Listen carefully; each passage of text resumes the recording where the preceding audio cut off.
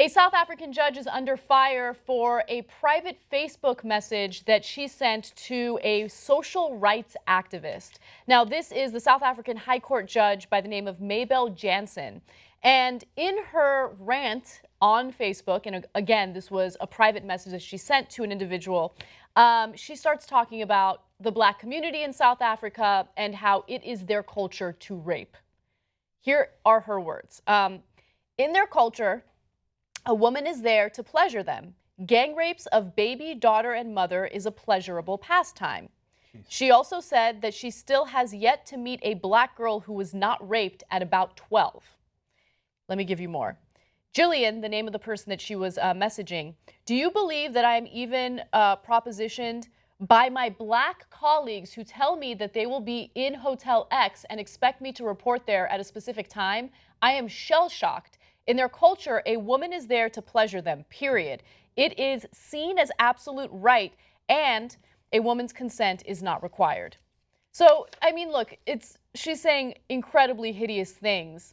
And I have some statistics to share with you guys because this entire topic really fascinated me. And I wanted to get down and figure out why someone like her would so openly say these things. Now, you're wondering, what do you mean openly? This isn't a private message. No, she made similar comments in a public forum on Facebook as well. Okay, so. And even so, I mean, talking to anyone and voicing these opinions is, for a judge, is deeply problematic. Of course. Now, I don't know whether we should have found out about them or not. Nobody stole any of the messages. The person she was sending them to made them public. But once you find out a judge does think this way, are you really sure that she's going to judge Black people in South Africa that come before a court fairly? Look, and I know that there is a high prevalence of rape in South Africa, and it's deeply disturbing, and we'll have some info on that. But anyone who says, oh, yeah, it's part of Black culture to rape the babies, doesn't know anything about Black culture. And there is no culture where it is a regular thing to rape babies. And so if you believe that, there's something deeply disturbing about you.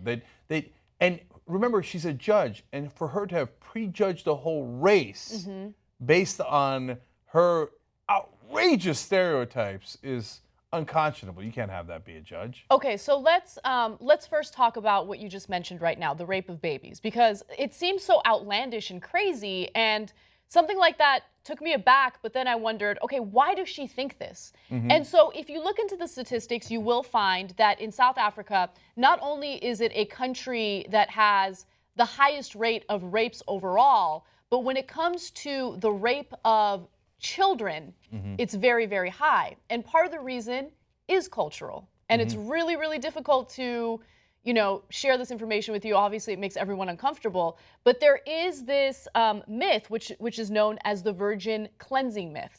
Are you familiar with this? No. Okay, so the virgin cleansing myth is the idea that if you have a sexually transmitted disease, or if you have HIV specifically, you can cleanse yourself by taking the virginity of a girl, right? And so, I mean, obviously, that is a myth that's spread by misinformation, a lack of education. Oh, right. I have heard that, yes. Yes, and it's specifically prevalent in Zambia, Zimbabwe, and Nigeria, okay? So, look, that's a product of a lack of education. That is not an indication that someone is inherently evil or is predisposed to being a rapist, right? There's also the issue of the apartheid and what that did to the Black community in South Africa. So when rape would happen during the apartheid, do you think that police would help these women that would get raped? No, it was lawlessness. And so as a result, there was a lack of accountability, a lack of prosecutions and convictions of people who actually perpetrated this rape. And that, of course, sends a bad message. So she says later in the messages, like, now they're even moving on to white women. Okay, that's when I was like, I'm done with this one. Okay, so because to reference what Anna's talking about in apartheid, yeah, it's kind of like what Sheriff Joe did in Arizona, where he was like, oh, if you're going to be undocumented and you report a rape, I don't care. I'm not going to investigate it. Now, he's under federal investigation for not protecting the people he's supposed to as the sheriff of that county, right? So now in apartheid, that was done on a mass scale and much worse. So there's lawlessness if there's crime within the Black community, which then encourages crime to happen. Now, if you do that to white people, though, that's a whole different story. Then Yeah. you're going to have a world of pain coming your way. That's why she says things like, now they're even doing it to white women, right? Yeah, I So- know. And so she's obviously showing her bias. And the worst part about what she's saying is this indication that if you're black, you are likely to be a rapist simply because you're black.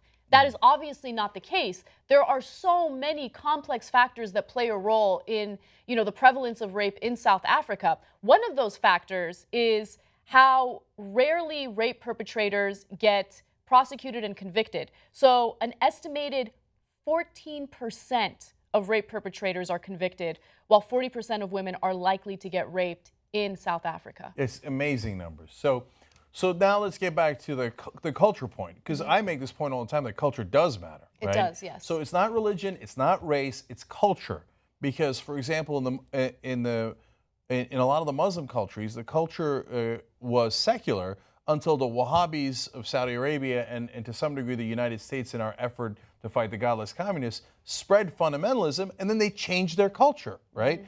And it became more toxic. So. But when you have, like, for example, the Afghans, for time immemorial, unfortunately, and here, if you're an Afghan expert, you probably know it better than I do, but for as far back as I can remember, some of the warlords have taken young boys and made them dance for them, and then they have sex with them, right? Bachabazi boys? That's right. Okay. So now, if you say, well, that's it, that's what all Afghans do, that's not correct. Okay. Some do, and it is a real thing, and it is in their culture, and it's something that you have to fight in their culture. And I would fight aggressively to try to remove that, because those boys did not volunteer for it. They're teenagers most of the time, and they're usually kidnapped, okay, and forced into this and raped, right? So that is, yes, it is in the culture. Yes, it is despicable. Yes, it's okay to say some parts of some cultures are despicable, right? But not all Afghans do it. Not every Afghan guy grabs a 15-year-old boy and rapes him. That's not how it works. And you can see in her statements here, right? They're all raping the babies.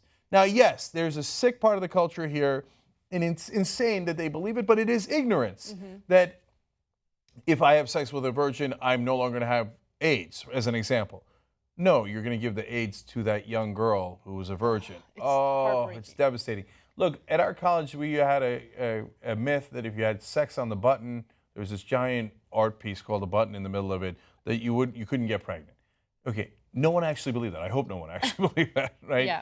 But when you have ignorance and religion and mythology replacing facts, sometimes stuff like that breeds. And the Yes. answer to that is not to pick out a certain race or a religion and go, okay, I hate those guys, they rape the babies, right?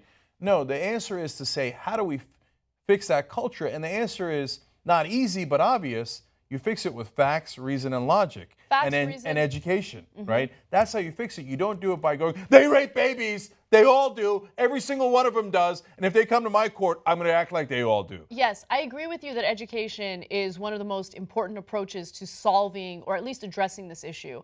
But you also have to make sure that law enforcement does its job and that they protect everyone regardless of what their background is. But here's another thing to take into consideration, Cenk. Rape has been so prevalent in South Africa for such a long period of time. And during the apartheid, there was so little policing for the black community that rape victims themselves actually believe that this is just normal behavior. And I'm not saying that they accept it, they've been conditioned to expect it. Okay, and there are statistics on that as well, which just completely blew me away. In a 2002 survey by the Community of Information Empowerment and Transparency, an international group of social scientists, they found that 60% of both boys and girls surveyed thought it was not violence to force sex upon someone they knew, while around 11% of boys and 4% of girls admitted to forcing someone else to have sex with them. Yeah. So, look, it's amazing what you can get people to believe. So there's the famous blue eye, brown eye experiment that was done here in America with just a teacher did it with her kids. She said, okay, if you're blue-eyed, you're inferior, right? And then she switched it later, and it was proven out in both cases. You're inferior. You know what the blue-eyed kids immediately started thinking? That they were inferior. Their test scores dipped. Not just the brown-eyed kids' scores went up because they were told they were superior, but the blue-eyed kids internalized it. Now, we did that on a mass scale here in America with African Americans. You're inferior, you're three-fifths human, you're slaves, you're this, you're that, and then you have to be separated out, and all centuries of getting people to believe that that this was acceptable. And unfortunately, what happens is people internalize it. And then again, I'm going to use Muslim culture here as an example. If you ask people that wear the burqa, I bet you probably a majority, and I'm sure there's some polling on it, of the women think that it's the right thing to do because they've been brainwashed. And by the way, all culture brainwashes you. It brainwashes you into good things and bad things. Don't hit other people. Use a fork and a knife, right? Or wear a burqa. That is the moral thing to do. But because those women internalize it, doesn't make it right. Right? I agree, of course. Right, so covering them up entirely, not letting them have their own personality, not giving them the freedom to go out and to socialize with other people, to drive cars in some countries, right, etc. So I disagree with some liberal propositions, and not all liberals believe that, not even most liberals necessarily believe this, but some believe that no, you can't mess with other people's culture, etc. Well, no, I think that there are parts of culture that are demonstrably wrong. For example, female genital mutilation. I mean, are we really having a conversation about that? I think we can change culture, and sometimes we've changed culture for the worse. I think it's a worthy project to try to change culture for the better, but not in a coercive way, not through bombing, okay, but by giving people enough facts so they can make more informed decisions. Yeah, so they can empower themselves, so they know the difference between what they should and shouldn't expect. No one should expect to get raped and think that that's a normal way of life. I mean, you remember the movie you watched about the nuns in Yes, Ireland? the Magdalene sisters. Right. Incredible movie. So back then, they thought it was perfectly normal. You know, if you did anything immoral and you were a Catholic girl in Ireland, they sent you to those abominable places where they abuse you to no end, sometimes for the rest of your life. And they're like, what? That's our culture. Well, then your culture sucks, and I'm going to fight against it. So, and there is a rational way to do that, and there is an irrational, discriminatory, hurtful way of doing that. I think she's on the wrong side of this.